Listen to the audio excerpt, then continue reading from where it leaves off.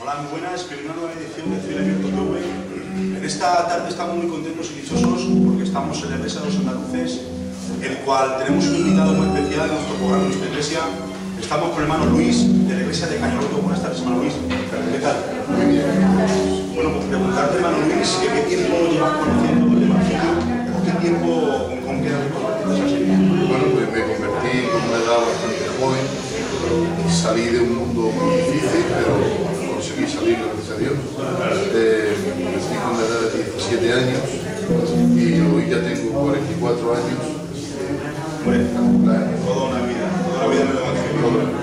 ¿Me puedes decir qué experiencia has tenido en el Evangelio durante ese transcurso? Que la más destacable que has podido escoger. La más destacada de todas es que me creí convertido, pero realmente no lo estaba. Hasta que un día el Señor me hizo pasar por un trato muy especial. Sufrí un accidente muy grave hace 14 años exactamente.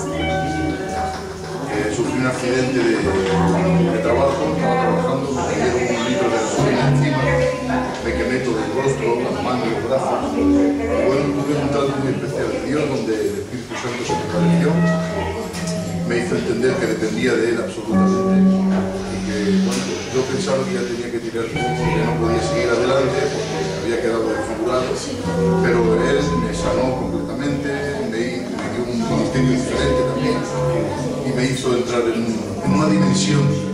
Claro, hermano Luis, porque cuando uno está en el trato del Señor, en la mano del Señor, no solamente dependemos de Él cuando tenemos problemas de necesidades, ¿no? Ese es el tema realmente, que acudimos a Dios cuando vemos que rayamos un extremo, el extremo de la enfermedad, de la necesidad, de la economía, de todo aquello.